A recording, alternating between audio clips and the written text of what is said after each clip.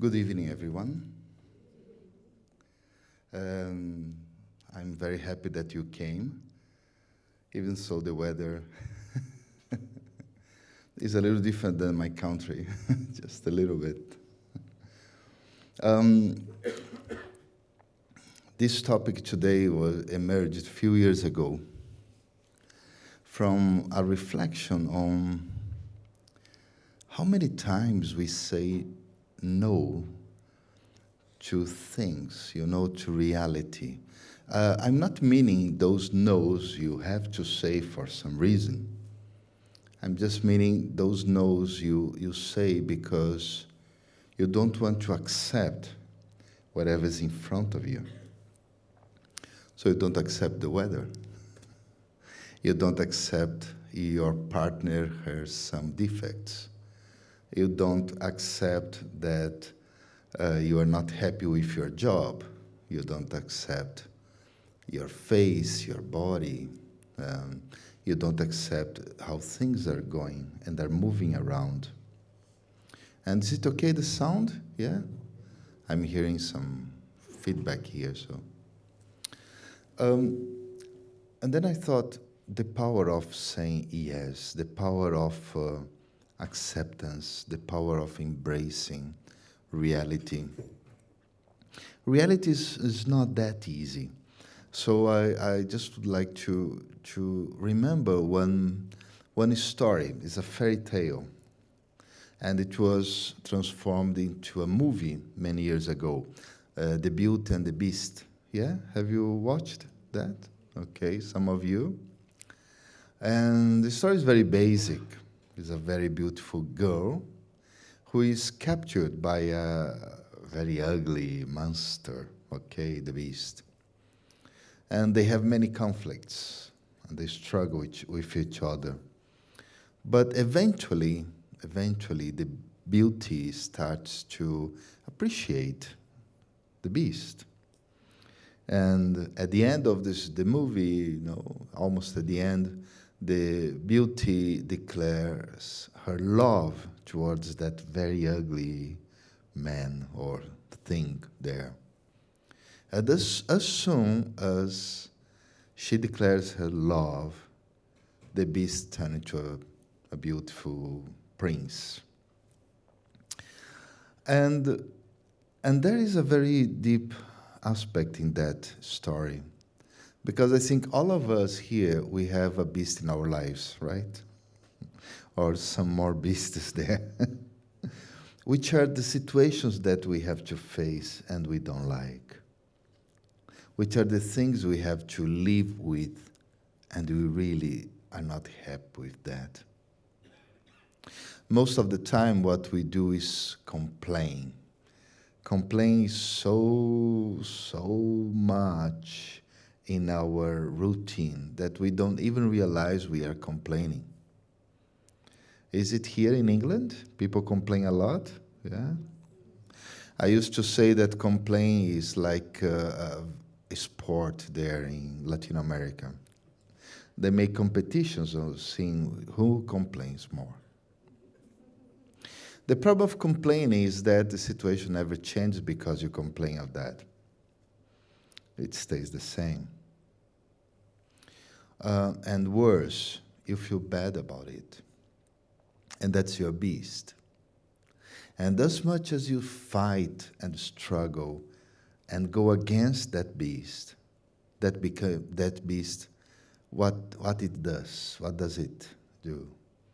It goes back and fight against you and struggle against you too. So it becomes like a life of struggle instead of a life of love and happiness and joy that we all want to have.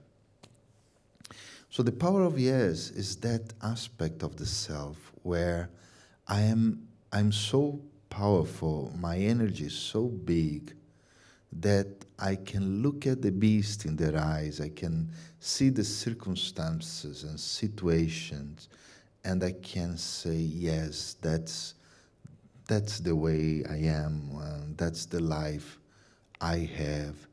So instead of fighting against that, I'll take advantage of it and I'll be a better person. So there is a story I know. I have a friend of mine. Her life has been very difficult, very hard. She has been 10 years paralyzed completely. She couldn't move at all when she was very young. As a consequence of that, she cannot have children because of it. And also, her brother was killed by the guerrilla at some point. Her brother was a Hare Krishna, and nobody knows why he was killed, but that happened. So, what was her reaction? First of all, I think the first reaction you feel from her is that she's always smiling. And it's a very powerful smile. Is that kind of smile that comes from the heart. Because sometimes you see people smiling, especially if you go to a shop. And that smile is just coming from looking at your pocket. That's it.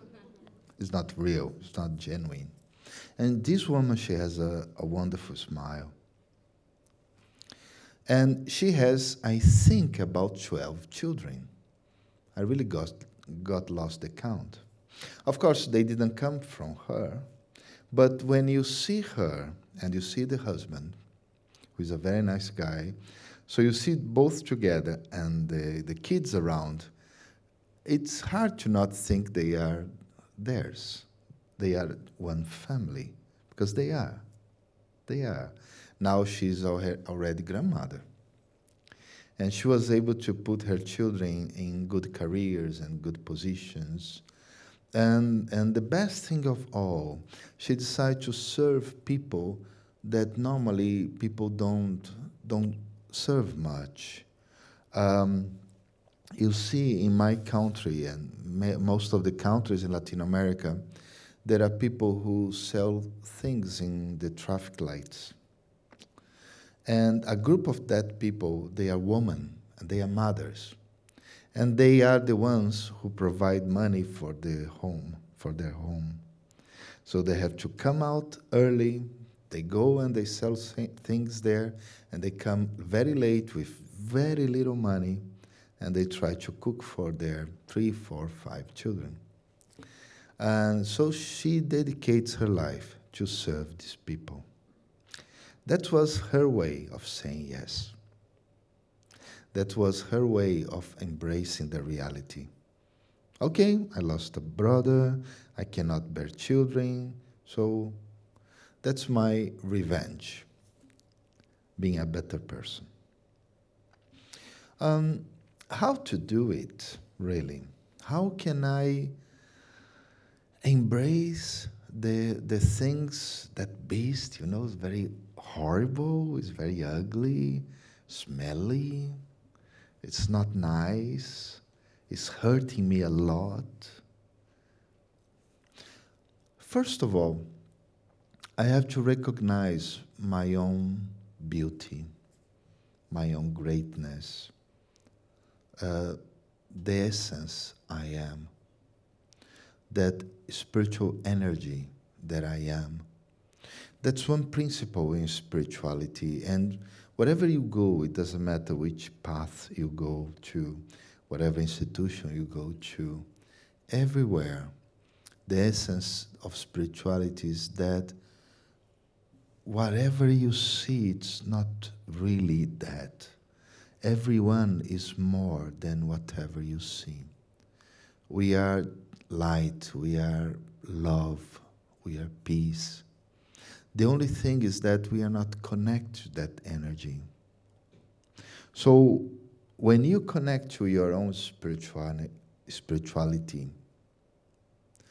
then you start to feel reality in a different way. Because reality is different for each one, okay? For instance, some people, they see the weather and they say, okay, I will stay home today watching what? Saturday night? EastEnders? No, right? No EastEnders tonight, right? So they just decide to buy some movie and eat some popcorn or whatever people do in England. and they just stay there. Because that's the way they handle a reality they don't like. They just decide to escape from it. It's like, little children, when they don't want to go to school because they're having problem with their colleagues, or they're having problem with the teachers, or they really are not enjoying, they are not understanding. So what do? They fake, right? They look sick, they try to avoid, they try to prevent. And doesn't matter how old you are, you have that habit also trying to avoid the reality. It seems like if you avoid the reality will disappear, right? Is it true? Yeah. Do you know these animals, ostrich, I think that's the name, okay? And there is this myth, this legend, that whenever there is a danger, what does an ostrich do? Puts the head in the sand. So the danger disappears, right? No, it doesn't. The problems are still there. And the problems you left yesterday, Friday, in your office, they will be waiting for you there when you go back on Monday. Don't worry, they will be there. Not only they will be waiting for you, they will probably grow a little bit. There'll be 1 inch more, okay?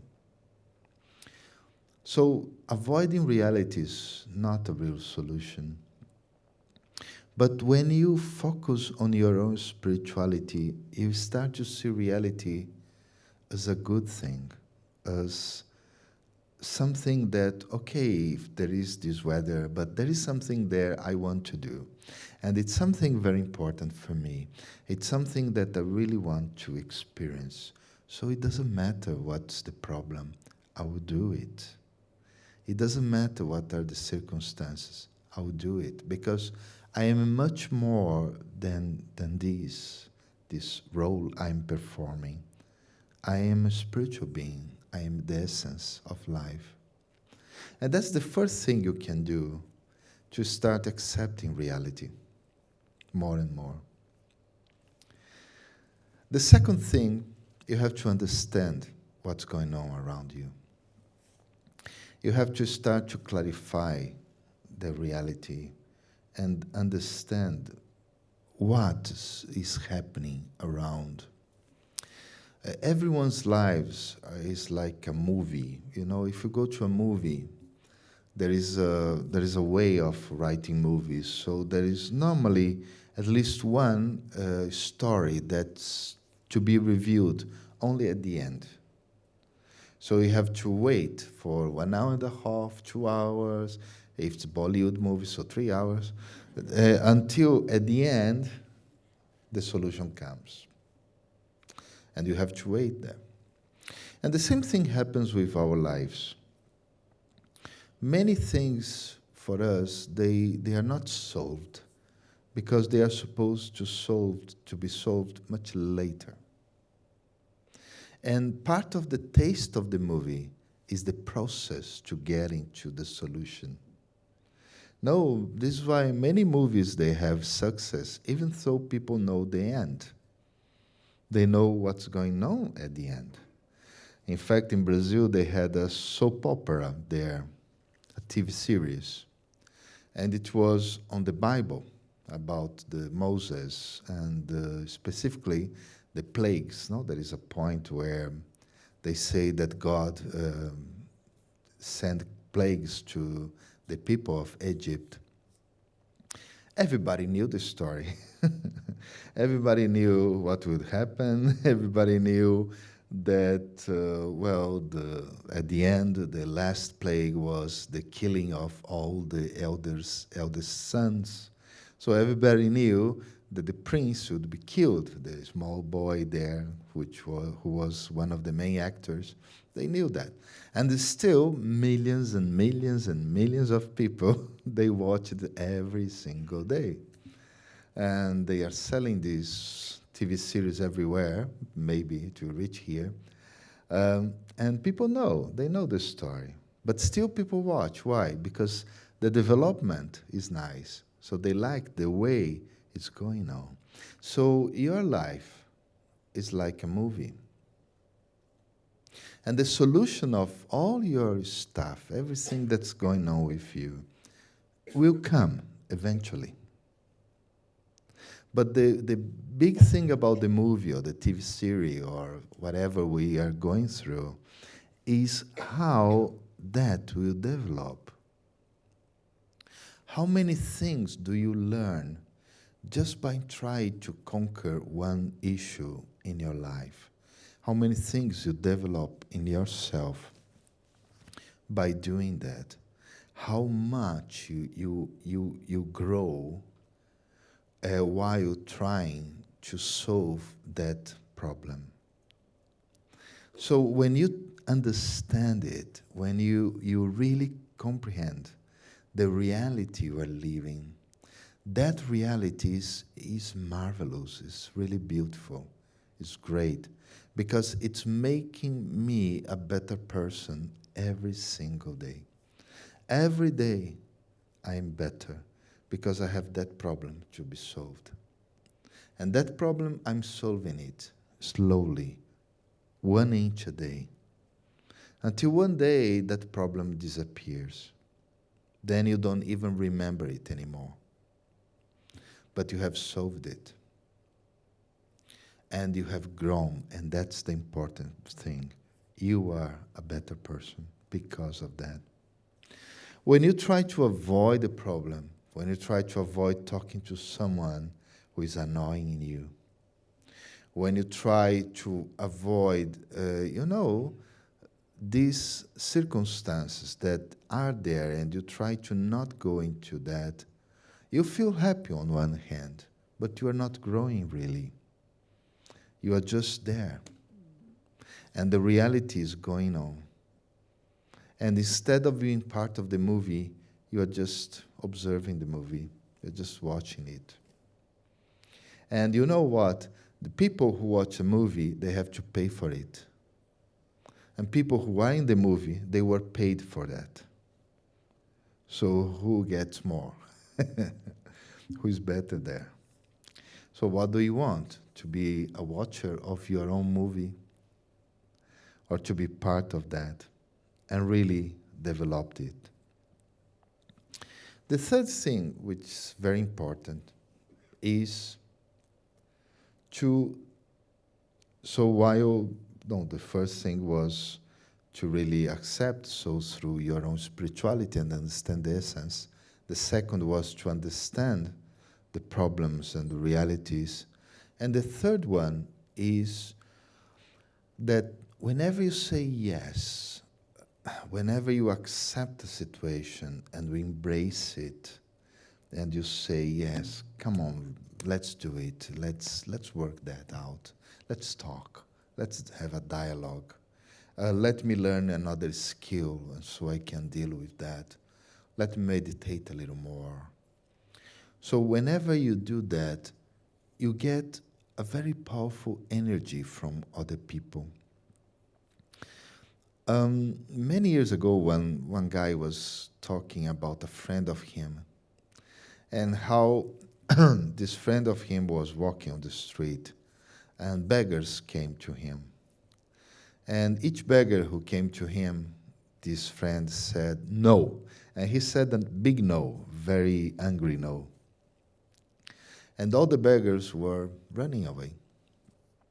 Then, at some point, a young beggar came and asked for money. So that guy again said no, but this beggar reacted, and they start to argue. And after arguing, that man gave him money. And that was the question. Why did you give money to this guy and not to the other ones? And he said, well, because he's really wanting to do something with his life. He's arguing. He's not accepting my no. He's trying to talk to me. And that I appreciate. You know, whenever you complain, what you get from people is bad energy. But if instead of complaining, you do something, then you get very beautiful, very great energy. Because people start to look at you in a different way, because you are doing something. That energy, in spiritual terms, we call them blessings or good wishes. And blessings and good wishes, they are extremely powerful in our lives because they help us to make a better way to life. They help us to feel better, you know. It's like life is a big road, and in that road there are many bumps around. So these blessings and good wishes, they work in a way that you don't feel the bumps. You can't avoid them, but if you have a good car, you won't feel them much. The third thing is, if you want to really accept life as it is, if you want to have that energy, you have to serve others more. You have to give others something of your life. Because when you give something to others, you receive that energy back. And that energy will help you to accept reality as it is, to understand as it is, and to connect to reality in a different way, in a more spiritual way. In fact, the best example I know is our director. No, she's a young lady. She's only 100 years old, and she's this size, a little bit. She still gives classes. She still travels around, and she's coming to UK probably next month. She's coming to New York the other month. And she's moving, she's doing things, she's really working her own reality. She's serving tirelessly. When I came into Brahma Kumaris 33 years ago, they were saying that she was about to die. After that, I heard the same story 10 more times, 12 more times. So she's about to die for more than 30 years. And she's very clear about, she knows her age. She knows she'll die, you know. She knows that one day she won't wake up anymore. And that's okay for her. She keeps on serving. She keeps on using every breath she has. I remember when she starts to get sick, so she was not giving classes to us in India anymore. So people used to go to her bedroom, and the idea was that she shouldn't talk. She just meet, like the presence. But she couldn't resist, and she was always talking. She was always giving something to people. And I have seen so many people that desire to give to others. And when you have that desire, the good energy, the blessing, that good wish, we work in your favor. And that beast, that very ugly beast you have in your life, will be much more beautiful. Will be much more, it will be easier to appreciate it. These are the three things I would suggest you to do. And so, again, how to do it. How to connect to your own spirituality. In all traditions, there is a way. So if you go into any tradition, in any religion, there is always a way to connect to your own spirituality. It is there in the scriptures, or the gurus, or whoever talked about that. But there are 4 basic ways, and you can also adapt that to your reality. You can reflect. Reflection is thinking of something, but from within, from an internal point of view. I start to talk with the reality, not judging, not going against, but just talking to myself about what is going on here. So if I have a problem in my job, if I have a problem with people, I just talk to myself about my own skills. I talk to myself about the goodness in those people. I start to see the good things about it. Because reflection is the act of talking through your own reflection. So your face is there. So it's like you're watching in the mirror. When you watch yourself in the mirror, you don't want to say, "Oh, how ugly I am." No, you look at your mirror and you're always positive about yourself. Most people, at least. Okay. If you see something wrong, you just do this. I mean, it's very easy, not complicated. So reflection is the act where I'm not only talking, I'm not only thinking or writing. It's coming from me. It's a part of me there. So in this way, you connect with your spirituality. Second way is contemplation. Contemplation is probably the opposite. You get quiet, you shut up. You not only shut your mouth, but you also shut your thoughts. You stop thinking too much. And you allow the response, the answer, to come. So when you contemplate, when you go very quiet inside yourself, naturally you feel your own essence. You feel your own spirituality. You feel the soul, the spirit that is there. The third way is meditating. Meditation is very famous nowadays. Companies are spending lots of money training their people into mindfulness, which is one type of Buddhist meditation. But meditation is basically also a dialogue, and it's a talk that makes you go beyond the reality a little bit. So it's not like a reflection. It's like you dialogue with yourself, with God, or with your guru, whatever. And slowly you start to feel and experience that you are much more than these physical things you see. You are that soul. You are that spiritual being. And you really feel that energy. And then you have fourth, which is yoga.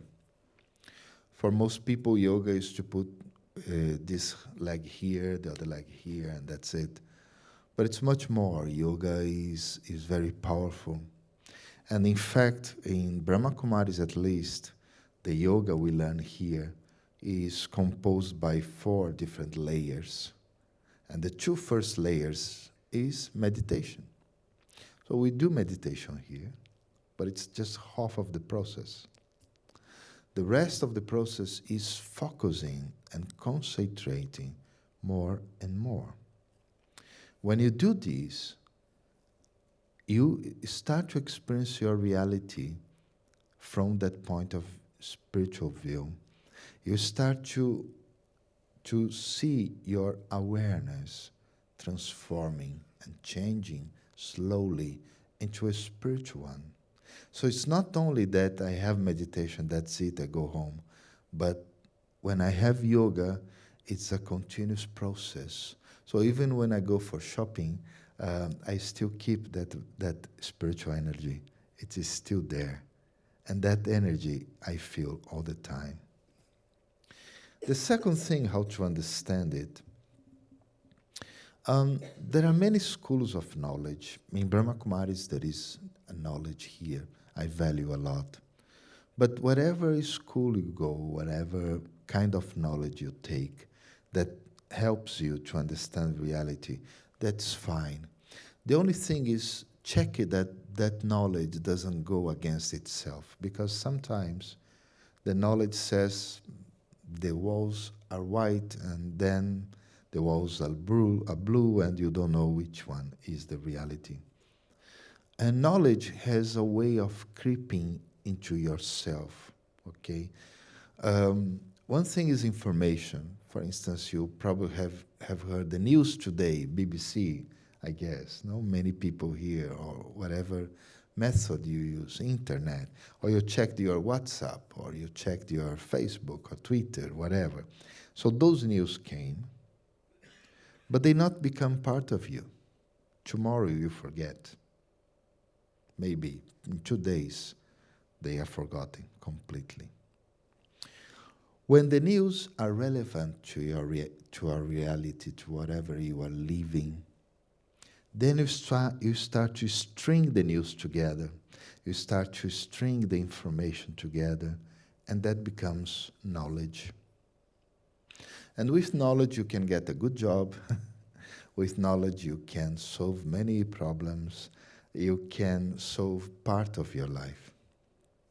But when knowledge becomes part of you, and I give an example, let's say an engineer, okay? So an engineer, he has learned that a lot, an IT engineer. He has learned how to do all of that, how to code and system analysis, etc. So there is a point where all that knowledge becomes part of him. So the way he walks is such that anyone who looks at him says, oh, he's an IT engineer. Just looking at how the person walks, or how the person starts to talk to you. Doctors, teachers, everyone, you can see that. Did you see? Have you seen that? Okay, you can recognize a profession just interacting a little bit with the person. It's very easy. Why? Because the knowledge becomes wisdom. And wisdom is part of your reality. Everyone is wise in a certain way. Wisdom is that knowledge that comes without thinking of it. So the easiest wisdom is driving. When you drive, you don't think much. You don't think, okay, now I have to change the gear. No, you just do it. Well, nowadays with GPS, people don't think at all. They just follow the rules and follow the instructions. But what I'm saying is, you don't start to think, okay, I have to move the car a little bit to the right because the car is going to the left. No, you just do it. That's wisdom. So spiritually speaking, the point of wisdom is that point where the beast loses the ugliness and becomes beautiful. Is that point that where it doesn't matter what I am living, it doesn't matter what's going on around me, everything is nice, everything is beautiful, everything is wonderful, because there is a reason behind everything. And I not only I accept that, I appreciate it. I thank life for that. And I really, really, really experience the fruit of that, the good fruit of it. So that's how powerful knowledge is. When you work knowledge and you make it becoming part of you, by reflecting, by working, by living, by applying into your reality. And the third thing is the best way to serve others is check whatever you have and that is valuable to other people. All of us, we have something, and we can give other people. All of us. Maybe it's just a smile. Maybe it's your time. But there is always something you can use to help others. I remember a story, about I was working in a city, and it was very hot, very, very hot. It was around Christmas. I know Christmas here is very cold, right?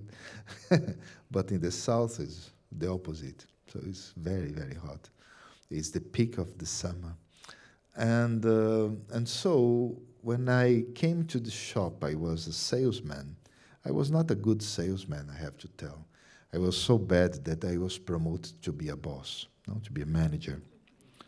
So that happens, So when I entered in that shop, there was a lady there sitting down. So I started to approach the lady to see whatever she wanted. I was working with software because that's what I am. I am IT engineer. And the girl of the reception called me and said, "Don't go to her. I just allowed her to enter our shop because outside is very hot, and we have AC here, so she's okay here, so she can rest a little bit." So I said, "Okay, no problem." A few days later, I came there again, and the girl was so happy. The girl of the reception, she was so happy. She had a little packet, just this size, all beautiful, with little things there. She didn't even open the package. And she said, "This is a gift that that lady gave me." And she was happy because she did something good. And really, it didn't matter what the lady gave her. Probably there was not much worse. Maybe it was very cheap. It doesn't matter. Maybe it was just a package and nothing was inside. It doesn't matter. When you serve others, you receive from people a very powerful energy. And whatever you give to people, whatever you have, wherever you are, that's extremely important. You all know that the world is in crisis, right? It's in a big problem now. In fact, we are in crisis for what? 40 years or more. And that's a crisis that's increasing and increasing and increasing and increasing. And many times we think we cannot help, we cannot do anything, but we can. We can always do something. We can always share, for instance, whatever you learned today, you can always share to others. You can share a few thoughts, you can share your heart, you can share some words, and that's enough for people. And what you receive is amazingly, is priceless. Because people give you the best they have when you help them. So, you can help. You can help people and experience those blessings, those good wishes, and feel that slowly and gradually, the beast you have in your life, or the many beasts you have there, they become into beauties.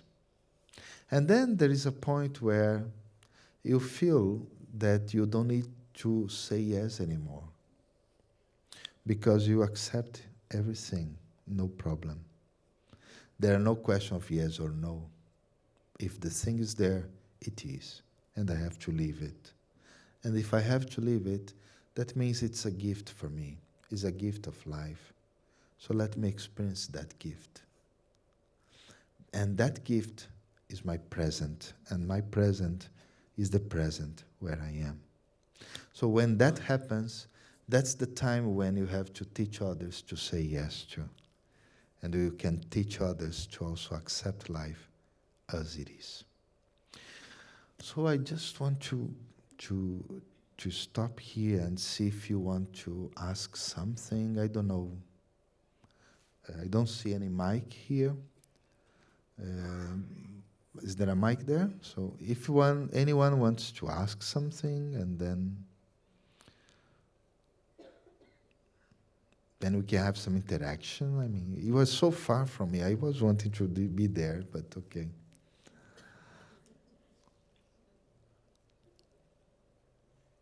Okay. Can you hear me? Yes, yes. Welcome to England, anyway. Just to ask, you said something about reflection and contemplation. Can you just go over what the differences are? Thanks.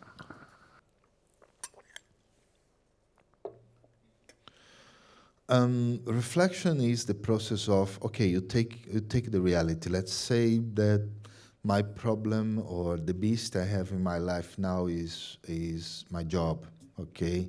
So I'm very unhappy with my job. Okay, so reflection means you start to think of.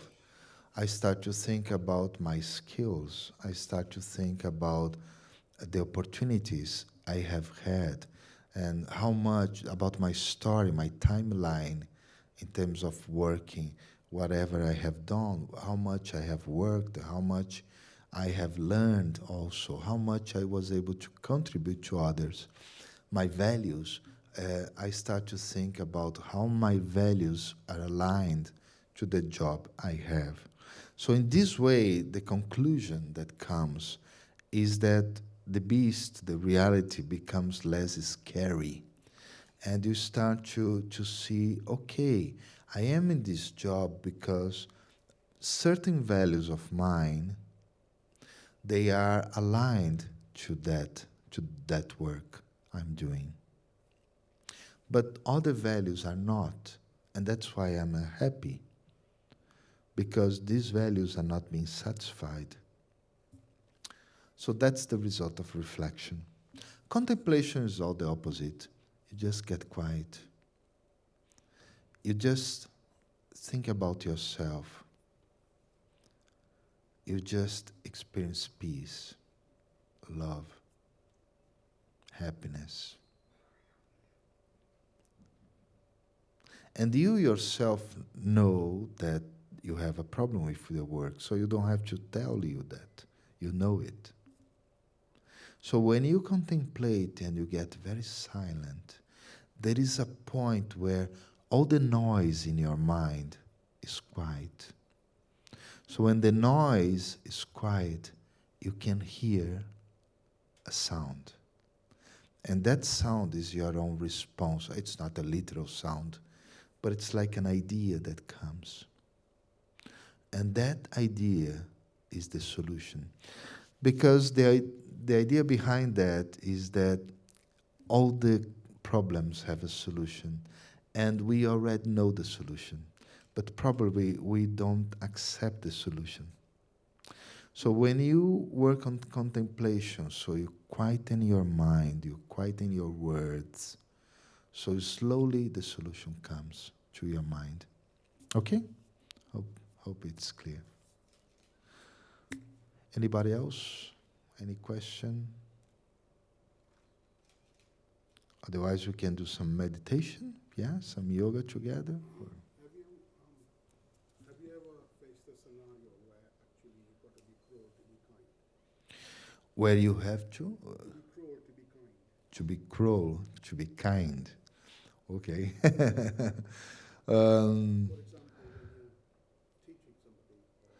example, when you're teaching somebody, When you're teaching somebody, no, for a specific reason, where you know that maybe the outcome for that person might be positive. So you basically mean to say yes, but in that particular scenario, you're being cruel to be kind.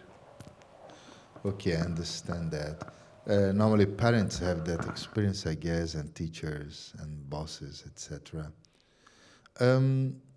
Well, I never thought about that in that way, at least. I feel that if you have to teach someone anything, I have to do it myself. And yes, in my life, when you are an administrator and things have to work in that way, and a person is doing in the other way, you go and correct the person. That's normal stuff. But if I really want the person to understand that and to become a leader themselves, so to understand not only how to correct or whatever I have to correct, but the reason behind that correction, it's quite deep, it's quite complex, I feel. I feel it takes several stages to teach someone something. Probably you have to, as you say, to be cruel at some point. You have to say, don't do it, or no, you can't do it.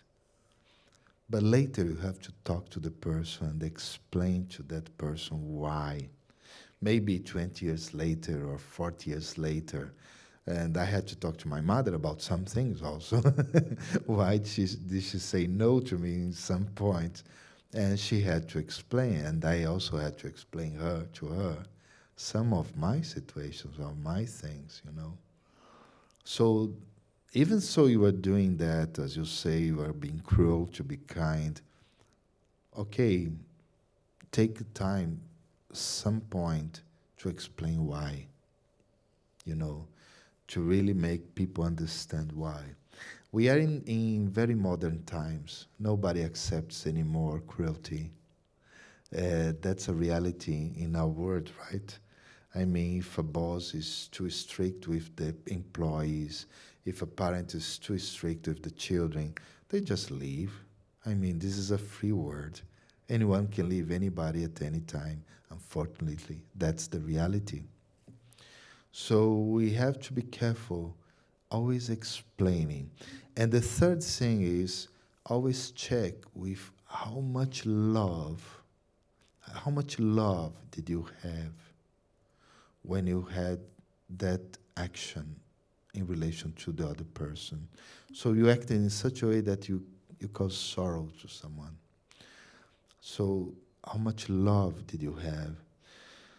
Um, at where I live in a small community, so we have 6 people. Beside me, we are 7. And one of them, she has diabetes now for some years. And she loves to sugar. She loves to eat bread and potato and pasta and noodles, etc. And of course, all those things, they become sugar, I guess, at some point in their bodies. So we had to be extremely strict with her because we all love her very deeply. And she was killing herself, really. And we could see with our own eyes how her health was deteriorating because she was unable to be disciplined. She was unable to be okay with her. But always we explained to her. We always explained to her why and why. And we took her to how many doctors possible, psychologists, whatever it was necessary, so that she could understand the reason behind that, uh, our attitude towards whatever she was doing. And really, she became much better, health-wise, also emotionally, and she's so grateful to all of us because we explained to her a lot. And third, we checked that all the time we had that love for her. See, I'm basically thinking of the scenario of the beggar. Okay, you say no. Yeah. The thing is this: at the end of the day, there is a Chinese proverb which says, give me a fish and I'll eat for the day. Show me how to fish and I'll eat forever." By saying no, perhaps, and there is no way that you can basically help everybody along the way. There's no way you're going to alleviate poverty. So what I'm trying to say to you is by saying no, perhaps you're doing that person a favor and saying, look, learn how to fish for yourself. Is that a wrong thing? Yeah, it's good, but it's good to explain to you. I mean, if you say no to whatever someone is asking you, explain to the person, clarify to the person, look, this is what you can do, this is what you can be, you know? We are in a point of the society, our civilization is in a point where everyone has to help each other because we don't have leaders anymore, right? I mean, there are no many leaders around. The civilization is like a boat drifting and we don't know what will happen. And we see the next president of United States, oh my God. I mean, and that's a reality. And everywhere we have this feeling that there is no leadership. Sometimes one person emerges here and there, but it's not a solid and continuous leadership as there used to be a few years ago. And really, there is not there. So we are all by ourselves, literally. We are all ourselves, really.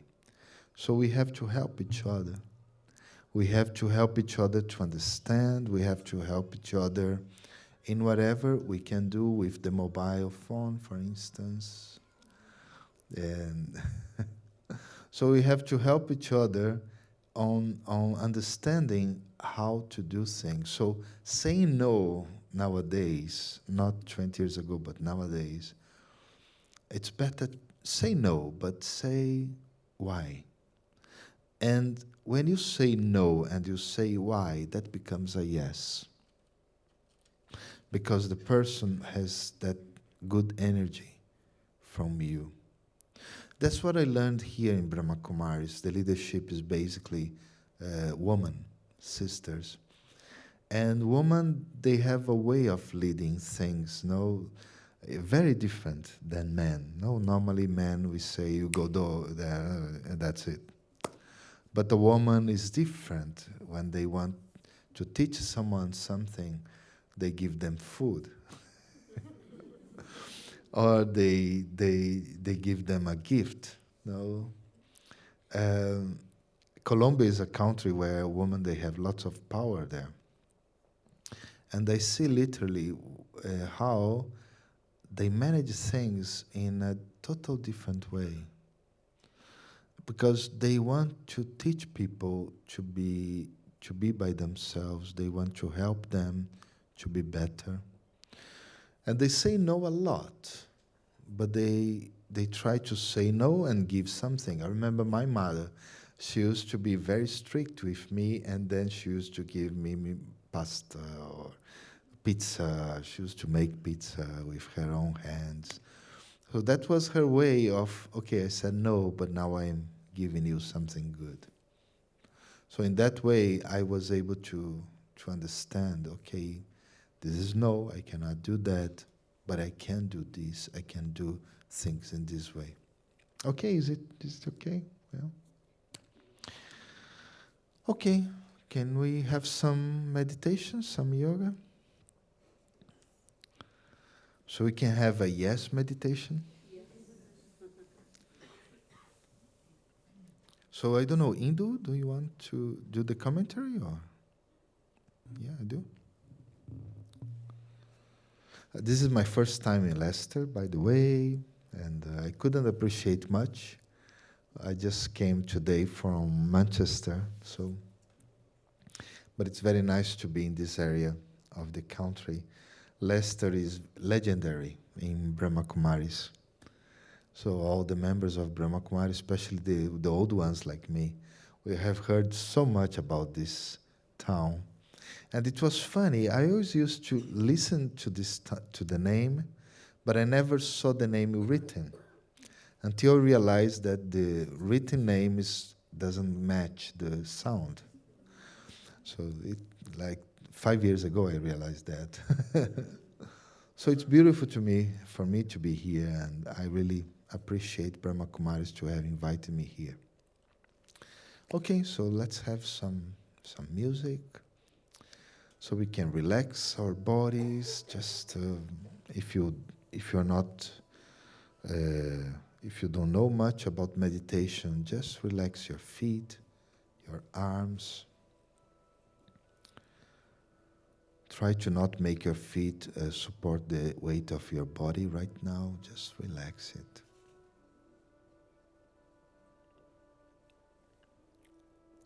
And let me just go within, into the depth of myself.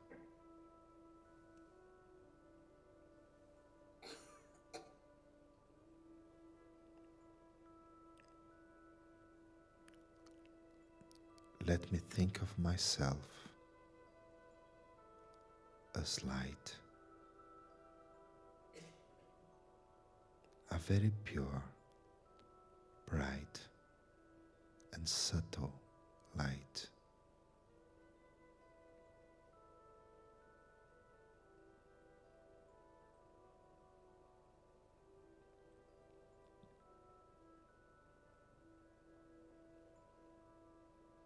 And that light is like an actor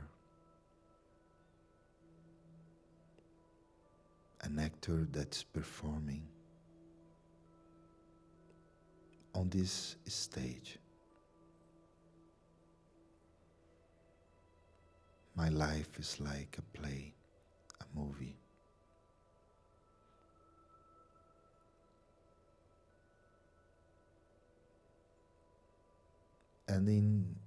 it has some points, some situations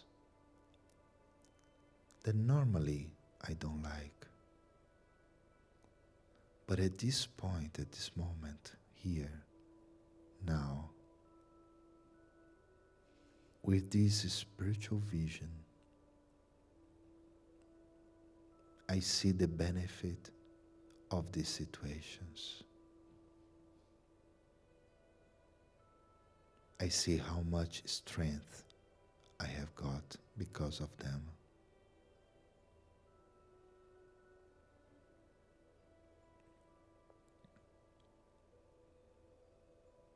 I see how many skills I have developed because of this.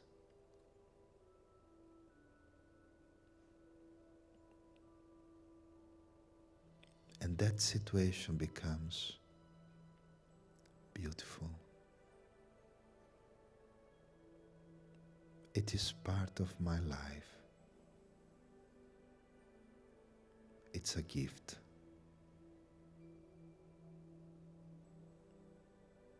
A very valuable gift.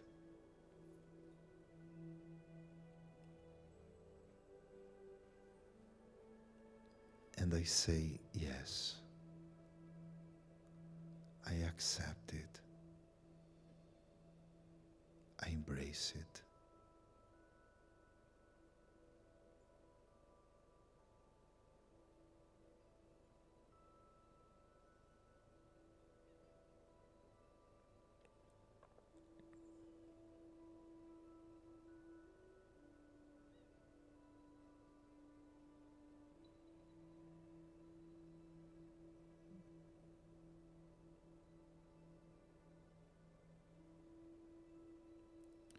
By accepting, the soul becomes wiser.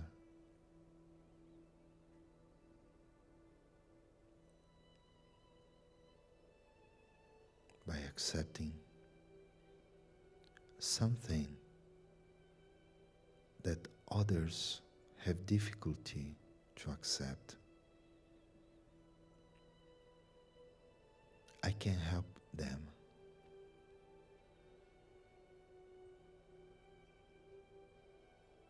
Understanding, loving, and accepting also.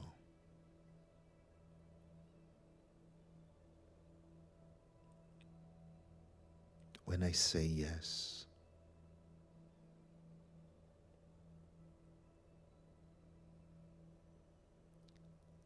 I am able to move forward. I'm able to help others to move forward.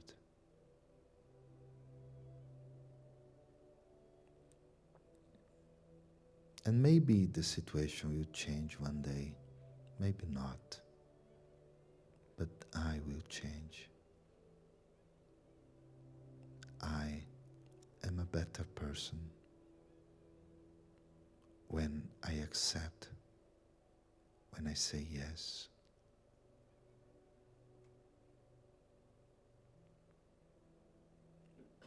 So now I think for myself, what should I do? Which are the actions I can perform so that I can really accept and embrace all of this, all this wonderful reality, this beautiful movie in which I am the protagonist.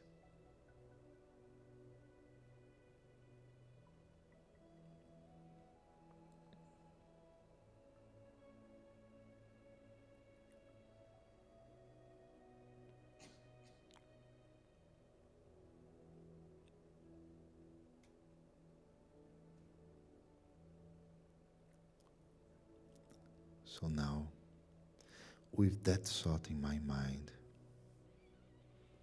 with that little plan in my mind, of actions to be done. I start to feel my body again, very peaceful, very calm.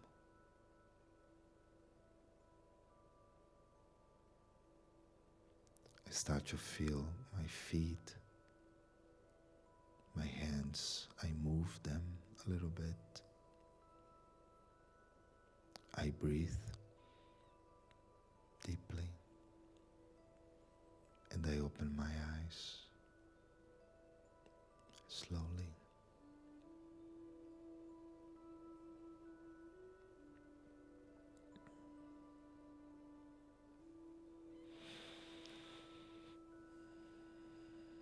And I'm back to the movie.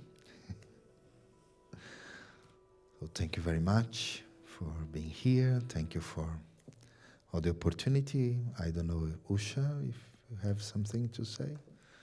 Thank you. Good night.